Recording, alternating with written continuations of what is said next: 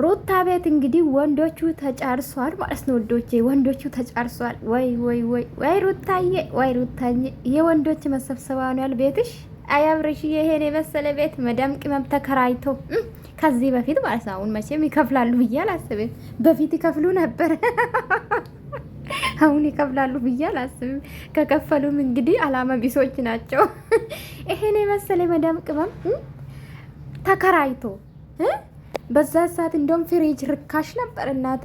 አሁንማ እናቴ 160 ሺህ 170 ሺህ አልገባም ጋይስ፣ የ250 ሺህ አለ ጋይስ ፍሪጅ።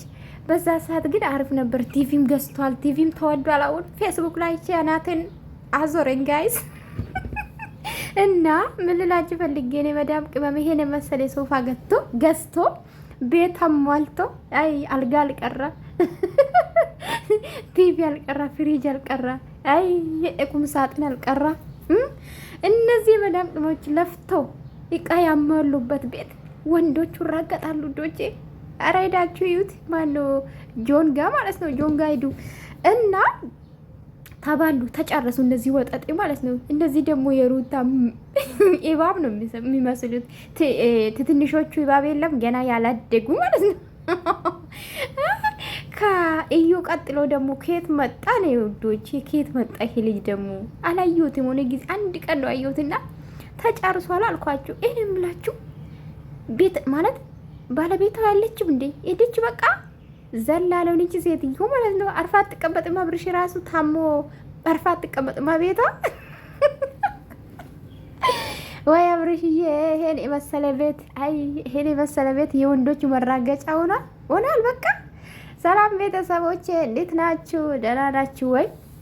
ሀሎ እግዚአብሔር ይመስገን። እኔ ታውቃላችሁ ደስ አይልኝም በውሸት መምጣት አልወድም። በውሸት ፖስት አደረገች ከሌ በቃ ምን ልበላችሁ አልወድም። ያልተደረገ ነገር ማለትን አልፈልግም። ለዛ ነው የማልመጣ አብዛኛ ጊዜ እውነት ለመናገር ማለት ነው።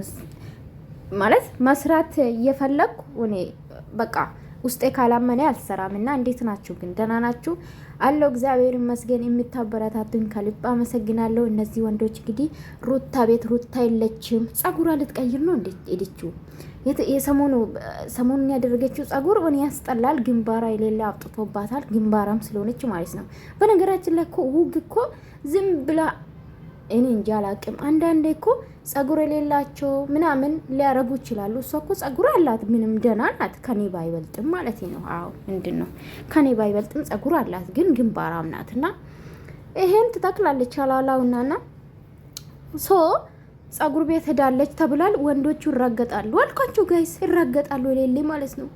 ስለዚህ እነዚህ ወጠጦች እንግዲህ አላቅም እኔ አንድ ቀን እስር ቤት የምትገቡ ነው የሚመስለኝ። እኔ አላቅም። ብዙዎቹ በህግ የቀለዱ ነው። እና እንግዲህ ዛሬ ደግሞ ምን ይመጣውን ግን አሳዝኖኛል። እኔ የሩታ ቤት እንደዚህ የወንዶች መራገጣ የወንዶች መሰብሰባ መሆን ያስጠላል። ግን እውነት ለመናገር ሩታ ተብዬዋ ማለት ቤትሽ አስከብሪ፣ ምንም ይሁን ቤትሽ አስከብሪ። ቤት ማለት የእውነት የመኖራሽ ቤት ነው። ይሄ ለስራ የምትገናኙበት ቤት አይደለም።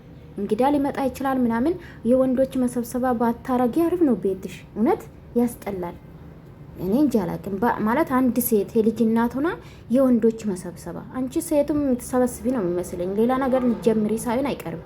ወንዶችና ሴቶች አላቅም የምታገናኝ ነው የሚመስለኝ ሳስበው ማለት ነውና እውነት ያስጠላል። በቃ እውነት ያስጠላል። እነዚህ ወጠጦች ምን ይሰራሉ ቤትሽ? ምን ይሰራሉ? አንቺ እኮ ለዛ እኮ ነው ክብር የለሽም ለራስሽ ለቤትሽ ክብር የለሽም የሚልሽ በምክንያት ነው እንዴ። የፈለገ ምንም ይሁን ምንም ውጭ ልትገናኙ አብራችሁ ቪዲዮ ልትሰሩ ትችላላችሁ፣ ግን ቤትሽም ማስከበር አለብሽ እንደ አንድ ሴት ማለት ነው። እንደ አንድ ሴት ባለትዳር እንደነበረች ሴት ራስሽን ማስከበር መቻል አለብሽ። አንቺ ካላከበርሽ ቤትሽ ማንም ሊያከብርሽ አይችልም። ማንም ሴት መጥቶ ልትዘል ትችላለች ነገስ ሌላ ሴትም። እነዚህ ወንዶች አሁን ሌላ ፍቅረኛ ይዞ ሊመጡ ይችላል ቤትሽ። ሴቶች ጎትቶ ሊመጡ ይችላሉ። ስለዚህ ቤትሽ አስከብር። ያስጠላል። በቃ የወንዶች መረገጫ አታርጊ። ከዛ ደግሞ ቀጥሎ እነሱ ሴቶቹን ያመጣሉ። የሴትና የወንድ መረገጫ ይሆናል ማለት ነው። የመዳም ቅመሞች ልፋት የግሬስ ፋሚሊ አይ እነሱ እኮ አንዳንዱ እኮ የሉም። ጠፍቷል እኮ ድምጻችሁን አጥፍቷል። እኔ ምስኪኖች ብራችሁን የአንድ አመት ተበልቷል። ከቤት ከመዳም ቤት ተባረዋል። ከቤተሰብ ጋር ተለያይቷል። ልፋታቸው ከንቱ ቀረኩ። የመጀመሪያ ማለት ነው። አሁን አዳዲስ የመጡ ጭፍን ደጋፊ ሳይሆን በፊቱ ተሳዳቢ ቢሆንም ያው አሁን ግን ሁሉም ነገር ስለገባቸው ርቋል። ኤንዌስ ተራቅጧል ጋይስ ሩታ ቤት ወንዶቹ